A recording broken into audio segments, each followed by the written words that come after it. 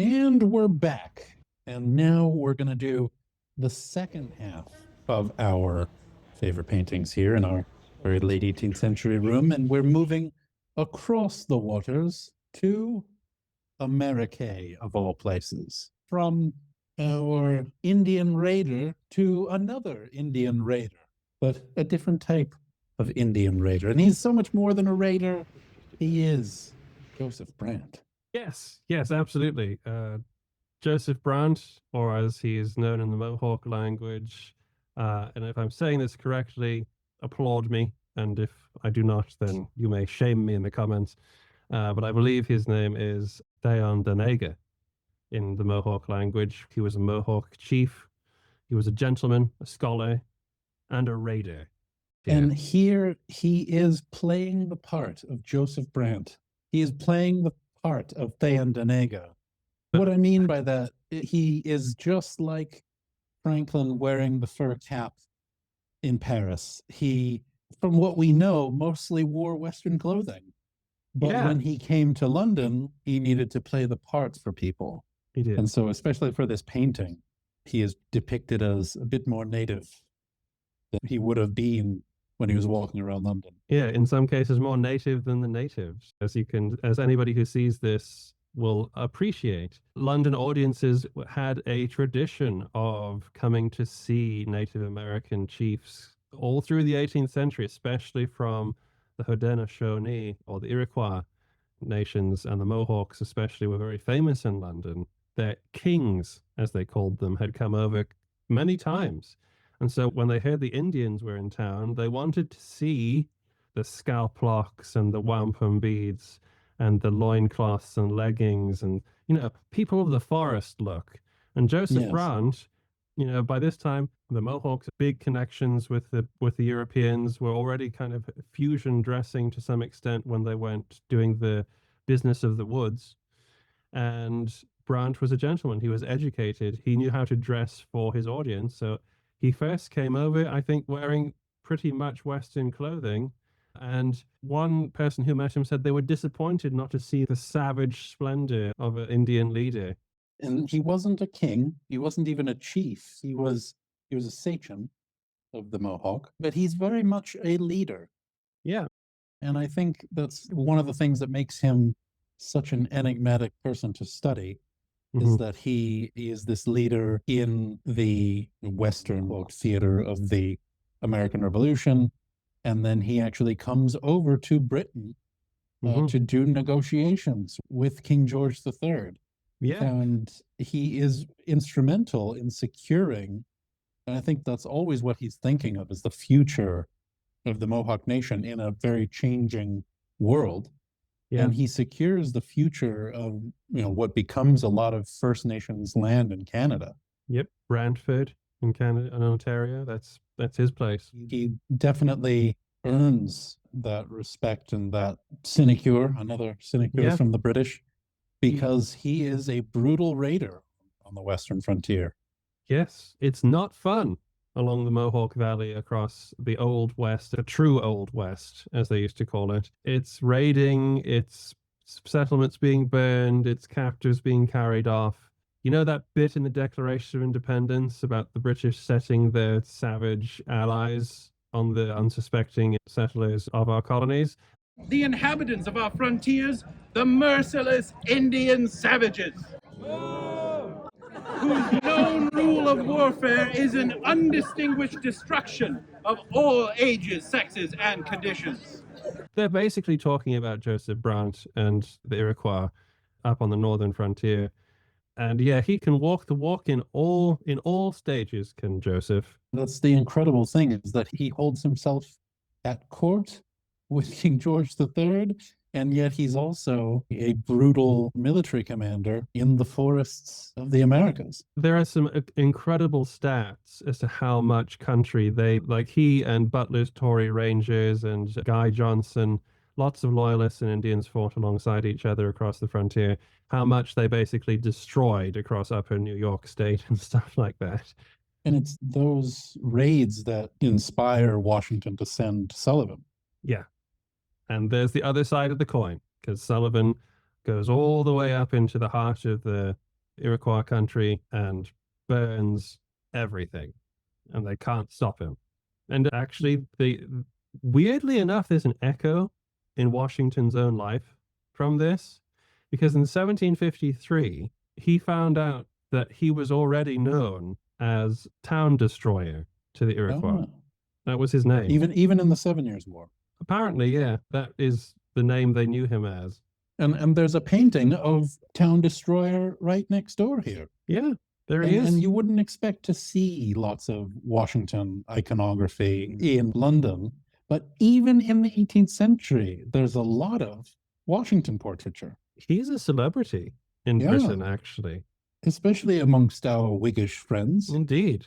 He's a hero. People rooting for him, actually, because they either like the idea of the noble cause, which is already a myth that was being promoted, or it was that his politics aligned with the liberals' politics, or maybe they just like the way he carried himself. Yeah, or that he's upholding what English law should be. Indeed. So in the politics of the American Revolution in Britain are much more complex than people think. And I think it's fascinating to think that so much Washington portraiture was even hanging in famous people's homes in 1770s, 1780s. And we passed by Washington himself, which was this one in front of the National Gallery, put in the 20th century. But I'd love to tell the story that he said he would never set foot on European soil. And so this statue was a gift from Virginia, and they brought in some Virginia dirt to put underneath this statue. It's not only representative of Anglo-American friendship, but this is just, it shows that he was a respected figure in Britain, even in the 18th century for a lot of people. And just like now, just like any year, British politics are complicated. Yeah, absolutely. This is actually a very British political problem, the American Revolution, all tied into British law and politics and tradition. And Washington, like you said, almost in some quarters seem to be upholding it, and the Congress seem to be more upholding British principles of law and justice by rebelling than what you might think. Especially as once they'd won and everybody became friends again, which they did remarkably fast because the Federalists got in power, he became an even bigger celebrity, actually, because it was okay to generally like him. This is a portrait of him when he is a statesman, not a soldier. He's wearing black. And when he's an older man, and of course there's that famous line, when he elects to step down from the presidency, George III is even supposed to have said, well, if he does that, he is the greatest man alive. And he did. Even the Duke of Wellington, as a boy, Wellington remembered as a boy looking up to George Washington. And he compared himself in his earlier campaigns in Spain to the troubles that Washington faced. Some people say Napoleon is the man of the century, but it's probably actually someone like Washington. He might be the man of the long 18th century. Indeed. Yeah, he's an incredible, charismatic figure. These are obviously not the people that are listening to our video. You know, I'm always disappointed when people are very surprised that Washington is in this gallery. Why should he be there? But yes, but right next door, another surprise to many people, Benjamin Franklin. Ben. Very nearly could have been the Viceroy of America. Indeed, a Viceroy of An America. excellent candidate. Indeed. Just as we're talking about these principles of British law and justice and the Glorious Revolution and things like that, these things that were set in stone in 1688, which, by the way, this is why the American Revolution happens the way it does. They don't go after the aristocrats and cut off their heads and stuff like that, because they already did that to King Charles I. Yeah. They'd already killed the king. All of that is done. The American Revolution is something different. This is a protest about getting the rights of British citizens. Yeah, we can all agree we don't like a tyrannical parliament, and that the king is an excellent check on the whims of the masses. And when Benjamin Franklin saw that King George was not going to support the colonies and overrule Parliament, which he kind of could-ish if he wanted to. I think for a lot of them, they were thinking that's the check that's supposed to happen. That's what, because all of the petitions went to the king. Everything went to the king. They didn't go to Parliament. They said, Dad, help us. Yeah, because they know it's a duly elected Parliament. Yeah. But, you know, in this relatively new constitutional system, that's kind of how it's supposed to work. Yeah.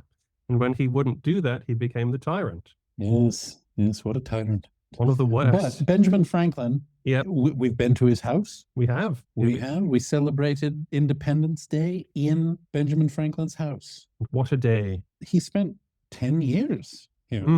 He's very much a Londoner. Yeah, he absolutely believed in the British system and the British Empire, and that it just needed tweaked to allow some agency for the American colonies. Until the thing happened and everybody turned on him. Yeah, the thing. And when you lose all your friends and get embarrassed publicly, I guess you just go support the revolution. Yep, you go to France, wear a funny hat, and we're all just wearing funny they're hats. just funny hats. So the next guy here, Geoffrey Amherst, the Lord Amherst. Jeff. Yeah, Jeff. He's a more serious figure, I think, and he's definitely not aware of funny hats. Nope. Very sort of by the numbers, very establishment. He's, of course, the commander in the 7 Years' War, but he's also commander-in-chief of the forces at the outbreak of war in 1775. And I think he aligns more with the way we talk about the war, where he definitely saw it as a global war, a global struggle, and he saw things in, or at least he publicly talked about, the bigger context. And I think my favorite anecdote about him is that King George III and quite a few people wanted him to take direct command in 1778. It's the logical choice, really, because he had got the job in America to take Canada when things were looking kind of dicey, 1758, just before everything, the year of miracles. When it was 1758, he was the guy he was the ground force commander, took Louisburg, then sent Wolfe off on his strike mission to Quebec. Partially, I think, to get him out of his hair, really, because they were like chalk and cheese. And then he planned a meticulous campaign against Montreal, which was the end of French Canada. Yeah, he's very methodical that way. But I think they offer him the command and he turns them down. He says, you need 75,000 troops to get this done. And immediately, and that's it. That's the end. The war, I think the Office for War in the Colonies is not going to sanction 70,000 men. There's never but been that's what he's saying, vigorously, kind of like what the Howe brothers initially thought. Yeah, I mean, the Howe brothers are interesting as well because they approach it from we need to beat them and then work with them. But of course, Parliament need to beat them in a very efficient way. Yeah, get it done and over with. Exactly. Whereas I think Amherst's approach was much more, I can defeat them if you allow me just to grind the hope out of them, because we can. Because like you people don't know how big this country is. Yeah. Okay. And he's also saying, don't forget the Caribbean, don't forget the naval war, the bigger picture, and that even if things aren't going well in North America presently, you need to not let the Caribbean go on fire. Yeah. Let the French and the Spanish and the Dutch raid wherever they wish. He had an eye to that too. And I think that's something that speaks to his command in a war that the British from the start knew was a global issue. And Amherst is looking at it from that perspective. Like the last time we fought across the globe and we won it in America. And his plans were similarly based upon this idea that you don't just fight in one place. I think it's potentially a little bit naive of a lot of people at the time, that they didn't view it as another 7 Years' War, that it's just an American insurrection, not that it's, the Americans are just one part of the continual struggle against the Bourbon monarchies. Yeah. The Bourbon menace. Well, it's very interesting as well, actually, if you look at the timings of everything. Like it's 1777 when it's clear that the horse has bolted and it ain't going back in. Right? If they were going to stop this thing, they needed to do it in 75 or 76. By 1777, especially when Saratoga happens, everybody needs to start looking global, because this is now properly a crisis moment, and we either need to give them something to stop this war, or we need to do this thing properly because it's a proper war now. And once you got Galvez, it's all over. It's all over. I mean, what would have happened if he'd shown up in New England, Yeah. I mean, if I was going to say, you should learn anything about the American Revolution, I'd say you should buy this new book about The Siege of Pensacola. I've heard of it. Yeah, it's a great book. Great book. I have to look it up. But Something like Every yes, Hazard you and Fatigue should. or something like that. Yes, yes. So the last one on here, part of the big picture again, is Admiral Keppel. Keppel. A very Holmesy name, isn't it? Yes, Mr. Keppel from down the yes. road. Yes. Or Alice Keppel. Indeed. Yes. Related to this Admiral Keppel, but through a different line. Hmm. So Camilla is tangentially related to this gentleman. But yes, Admiral Keppel, a goodly English name. Yep. He's like Benbow and and Boscawen. Again, like Amherst, he's more famous for what he did in the 7 Years' War. Quiberon Bay, capture of Belle Isle, and back in your theater, Siege of Havana. Yep. The great lesson that the Spanish learned from in the American Revolution, which was to make sure we know what we're doing before we get into the war, and make sure all of our stuff is like set to work. Because they lost Havana in the 7 Years' War. It was ridiculous. They just come in on the side of the French, and then the French sent them a letter saying, actually, we just lost Canada, so we're kind of out of this. And the Spanish like, oh dear, that's not too good. And then, oh, they've lost Havana. And on top of that, about a month later, they find out they've lost the Philippines. And so the scale of this for the Spanish Empire is absolutely apocalyptic, because Havana is where the silver convoys come, and the spices and stuff come from the east. They pick up the silver stuff from South America. They used to go across to Panama. Then they went across to Havana, where they picked up the escort that would take them to Spain. So if you lose the Philippines, you don't get the spices and stuff from the Indies, from the East Indies. And if you lose Havana, you got no protection for the silver stuff coming out of the Americas. So in a stroke, the entire Spanish imperial economy is completely dead. And it just shows you how the Caribbean is pivotal in any European war in the 18th century. Because you can, by the capture of one island, you can completely change the economy in Europe. Cuba and the Philippines completely brought the Spanish Empire to its knees. And this is why it was so important to keep a global mindset when you were doing these things, as these big empires were. France actually got kind of lucky to begin with, because they lost all their colonial possessions, so they didn't have to worry too much about that. A singular purpose of mind. Indeed. Yes. Well, Admiral Keppel, back to Admiral Keppel. Yes. He's in his wig colors here. Yes. Fortuitous. I mean, it might be just the Royal Navy uniform, but I think it is. It's just yes. I think so. But he is, because he was a Whig. He was a Rockingham Whig, and of course he's got his 7 Years' War service. But in the American Revolution, he is commander at the First Battle of Ushant, which is a British victory, but it's probably more like the glorious 1st of June, where it's a victory that's not quite a victory.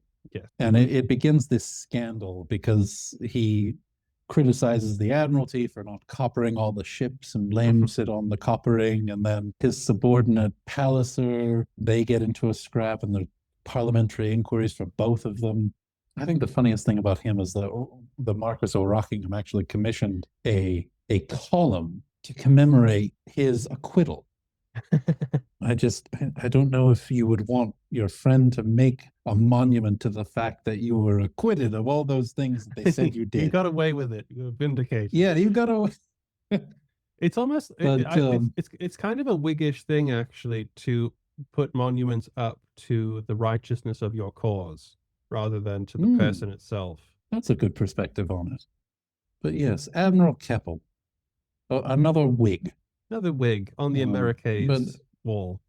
In the Americas, and he's not involved in the rest of the war. He's not at the Chesapeake. He's definitely the early days of the naval war. But I love how all of these figures together, if we take them all together individually, they're all fascinating, but together they again advance our cause that the American Revolution is a global war on that theme.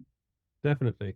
I will always argue that it is not a world war. I will argue against the 7 Years' War as a world war, but they are global wars. Yeah, and there's multiple theaters. They're all interconnected. It's not that the entire world is organized to fight, but there's a grand strategy to it that isn't just training at Valley Forge and using American ingenuity to pop out from behind a tree.